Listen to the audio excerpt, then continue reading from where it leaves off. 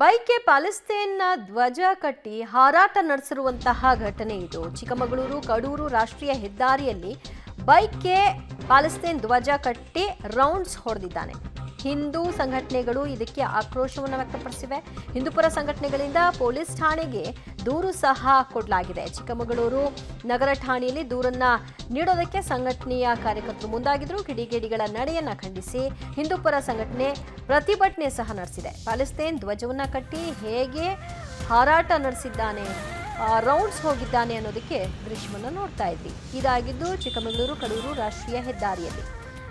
ಚಿಕ್ಕಮಗಳೂರು ಕಡೂರು ರಾಷ್ಟ್ರೀಯ ಹೆದ್ದಾರಿಯಲ್ಲಿ ಈ ರೀತಿಯಾಗಿ ಬೈಕ್ಗೆ ಪ್ಯಾಲೆಸ್ತೇನ್ ಧ್ವಜವನ್ನ ಕಟ್ಟಿ ಹಾರಾಟ ಮಾಡಿಸ್ತಾ ರೌಂಡ್ಸ್ ಹೋಗಿದ್ದಾನೆ. ಈ ದೃಶ್ಯವನ್ನ ನೋಡ್ತಿದ್ದ ಹಾಗೆ ಹಿಂದೂ ಸಂಘಟನೆಯ ಕಾರ್ಯಕರ್ತರು ಕೆರಳಿ ಪ್ರತಿಭಟನೆ ನಡೆಸಿದ್ದಾರೆ. ಜೊತೆಗೆ ಪೊಲೀಸ್ ಠಾಣೆಗೆ ದೂರನ್ನು ಕೊಡಲಿಕ್ಕೂ ಕೂಡ ಮುಂದಾಗಿದ್ದಾರೆ.